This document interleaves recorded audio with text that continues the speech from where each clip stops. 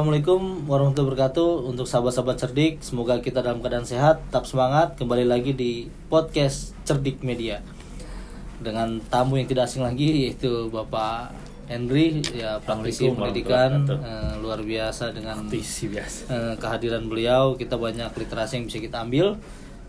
Untuk tema hari ini yaitu sekolah zaman sekarang harus seberapa digital. Konteksnya nanti kita poin-poinnya kita bahas apa saja, dan saya juga akan menanyakan langsung ke narasumber, yaitu ke Pak Henry. Kira-kira nanti ada beberapa poin nih Pak yang akan saya tanyakan untuk teman-teman sahabat cerdik juga nih, agar lebih mengerti tentang seberapa digital sekolah di zaman sekarang ini. Poin yang pertama nih, kalau kita lihat ya berdasarkan aspek-aspek ya, kondisi saat ini internet tentang digital secara umum ya. Ini kan ada internet semakin luas dengan mudah diakses kapan saja, belajar di mana saja dan kapan saja. Nah, ini menurut Kang Henry sendiri gimana nih, seberapa digital untuk poin-poin tersebut, Kang? Baik, sekolah zaman sekarang ya harus seberapa digital. Saya rasa perkembangan digitalisasi pendidikan itu sangat maju ya sekarang ya. Siap.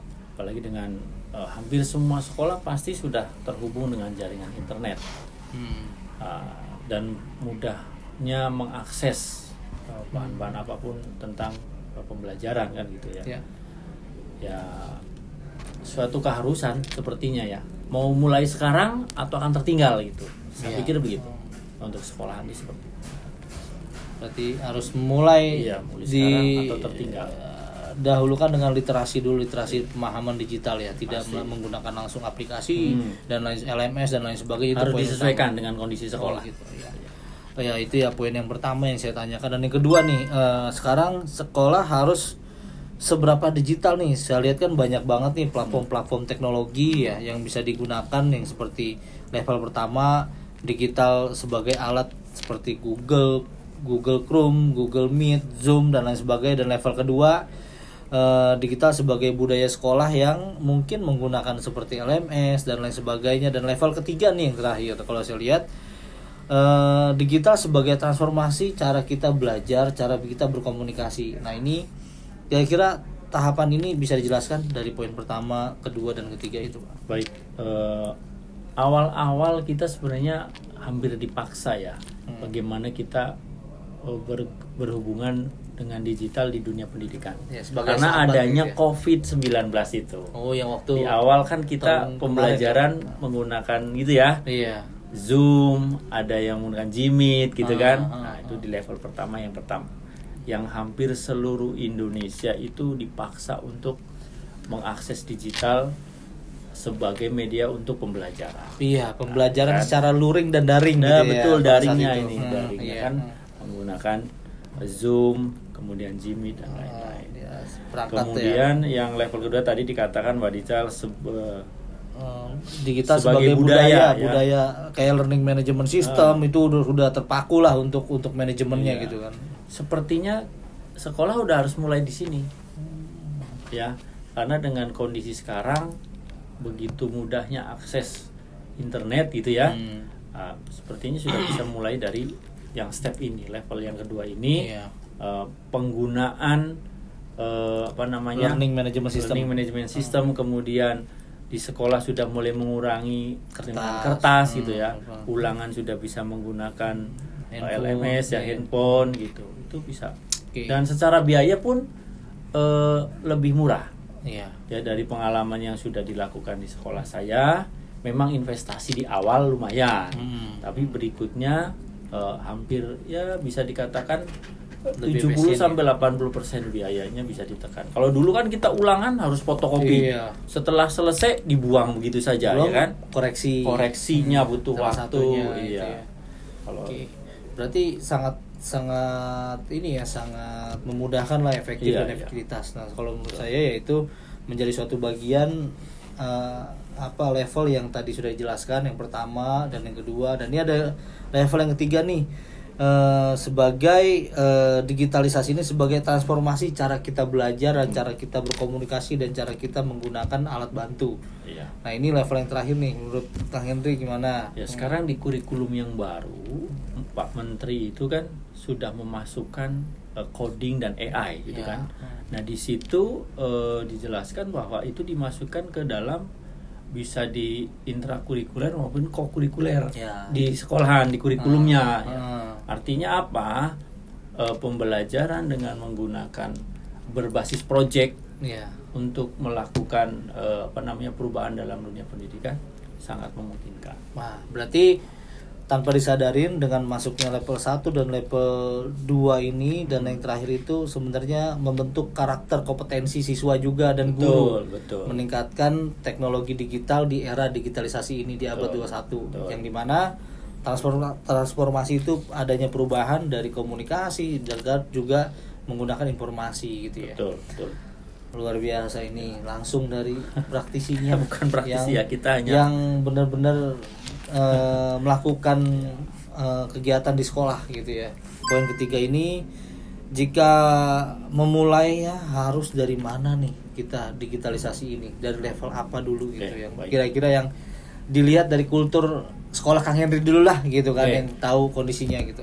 Di awal kita tentunya harus lihat dulu kondisi kita seperti apa, kemampuan kita dulu kan. Kemudian yang kedua kita melihat setelah kemampuan itu ya kita terapkan, kita level 1 atau 2 atau 3 dan seterusnya ya. Kalau kami dulu langsung di level 2 ya. Karena sebelum adanya Covid kita pun sudah mulai paperless di sekolah itu. Walaupun ulangan kita pakai proyektor gitu ya.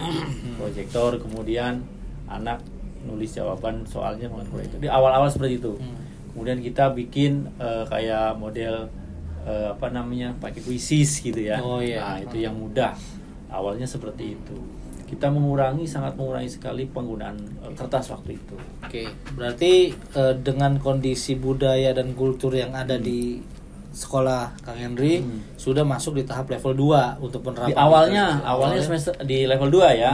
Sekarang sih sudah sebagai budaya digital di sekolah kami sudah. Udah literasinya ya udah menggunakan aplikasi kayak misalnya penggunaan absensi menggunakan cerdik, kemudian LMS yang kita pakai ya, dan mohon untuk tadi pengembangannya lebih nih nanti kedepannya pasti ya. Tantangan berikutnya adalah pengembangan di fitur LMS di cerdik. Luar biasa. Itu sudah sebagai hal yang mungkin tuntutan zaman. Luar biasa. Sebenarnya saya mau nanya lagi nih, kira-kira masih dikasih kesempatan nggak nih untuk saudara-saudara juga dan teman-teman sahabat cerdik nih. Terakhir lagi nih statement saya. Tantangan saat ini melakukan digitalisasi dari teknologinya dan internetnya, kesiapan guru gimana menurut Kang Henry? Dari sekolah Kang Henry dulu yang kita bedah. Baik. Tantangannya gitu Kang. Tantangannya adalah investasi di awal. Untuk mendigitalisasi pendidikan, sekolah digital gitu ya, mudahnya adalah investasi di awal memang cukup lumayan. Tetapi kalau kita karena ini pemakaiannya jangka panjang, itu sebenarnya lebih murah. Bisa saja dicicil sih sebenarnya, nggak langsung blok yang seperti menyesuaikan lah ya kebutuhan kondisi gitu ya. Karena ya itu perubahan zaman kan selalu ya, dan digitalisasi pendidikan itu semakin hari semakin sekarang sudah masuk AI, coding ke anak-anak. Masa iya gurunya tertinggal kan gitu ya, sekolahnya tertinggal. Kemudian di guru-guru SDM sendiri ada sih memang hambatan di guru-guru yang lebih senior ya. Tapi pada dasarnya guru-guru ini mau untuk belajar, adaptif lah ya. Makanya bagi yang muda-muda yang sudah bisa menguasai akan menularkan ilmunya lah kan. Kalau saya ambil kesimpulan, jadi itu di sana yang pertama nih ya, sosialisasi terlebih dahulu, terus model mentoring dan kolaborasi. Betul, ya kan, dan setelah itu ya mungkin ada evaluasi berkelanjutan ya. Maksudnya luar biasa ini ya. Sebenarnya kita mengupas ini untuk memberikan gambaran level mana yang layak untuk kita terapkan di sekolah terlebih dahulu. Jadi tidak semata-mata langsung menerjunkan teknologi di sekolah. Padahal kita harus melihat dulu statement-statement mana aja yang harus kita lakukan. Sahabat cerdik, makasih banget sudah mengikuti video-video saya. Insya Allah kedepannya kita akan memberikan materi lagi di dunia teknologi pendidikan. Terima kasih Kang Henry atas waktunya. Sehat ya. Sehat. Sampai ketemu. Assalamualaikum warahmatullahi wabarakatuh. Waalaikumsalam warahmatullahi wabarakatuh.